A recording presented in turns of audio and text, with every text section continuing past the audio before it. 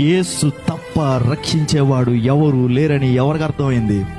గుడ్డోడికి అర్థమైంది, మనకు అర్థం కావట్లా.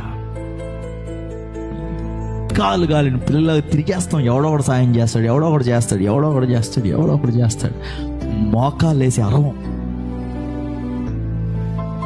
పక్కనున్న వాళ్ళందరూ అన్నారంట, ఊరుకో ఊరుకో ఊరుకో అన్నారంట. అంటే నీ పక్కనున్న సమస్యలు, నీ చుట్టూ ఉన్న ఇరుకులు, నీ చుట్టూ ఉన్న ఇబ్బందులు, నీ అప్పులు ఏం చేస్తాయంటే, ఏం ప్రార్థన చేస్తావు? నీకు అసలు నీ ప్రార్థన విన్నాడా?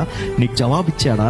అసలు ఏం జరుగుతుంది, ఏమవుతుంది? దేవుడు దేవుడు అంటున్నావు, నీకు ఎక్కడి నుంచి వస్తుంది? అసలు కనీసం రెస్పాండ్ అయినా అవుతున్నాడా అని చెప్పి నిన్ను ప్రార్థన చేయకుండా ఆపేస్తాయి. కానీ గుడ్డోడు ఏం చేశాడు? మరీ ఎక్కువగా కేకలు వేశాడు.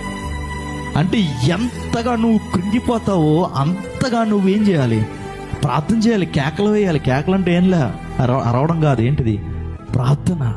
ఏం ప్రార్థన? దావీదు కుమారుడా, నన్ను కరుణించుము, నన్ను రక్షించుము. ఆయన యేసు అని విని, నజరేయుడైన యేసు అని విని అని ఉంటుంది. యేసు అనే అర్థముకు పదమునకు అర్థము రక్షకుడు.